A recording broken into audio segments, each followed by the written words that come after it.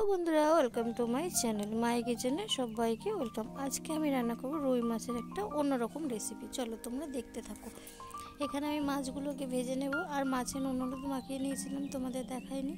आमी माछगुलोके भेजे नेब एक एक करे। आमी समस्त माछ देखो दिए दिচ্ছি। एखाने आमी रुई माछ नियेछि। এই রেসিপিটা খেতে কিন্তু খুব ভালো লাগে।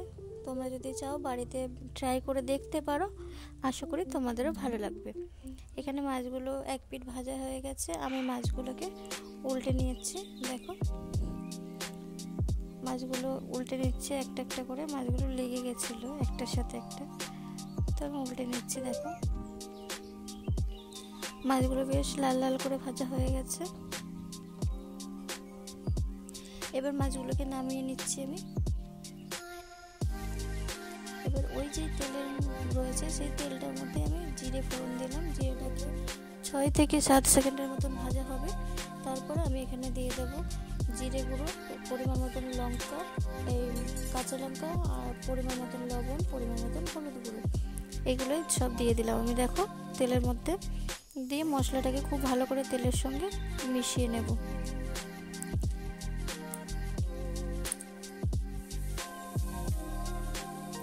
এবার আমি এর মধ্যে সামান্য একটুখানি জল দিলাম। জল দিয়ে মশলাটাকে খুব ভালো করে কষিয়ে নেব।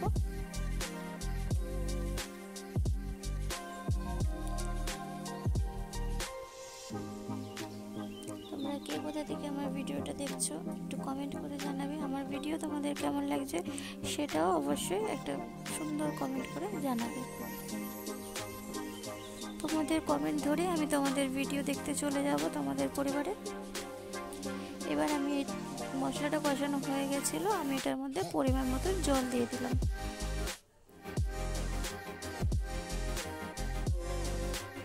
তরকারির ঝোলটা ফুটে গেছে। এবার আমি এর মধ্যে ভেজে রাখা মাছগুলোকে দিয়ে দেব।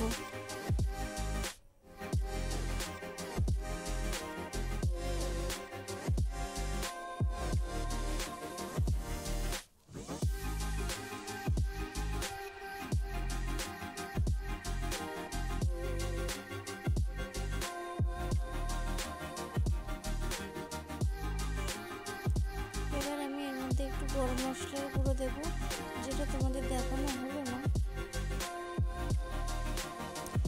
তরকারিটা হয়ে গেছে, আমি নামিয়ে নিয়েছি। দেখো ফাইনালি তরকারির কালারটা এরকম এসছে। কেমন হয়েছে অবশ্যই কমেন্ট করে জানাবে।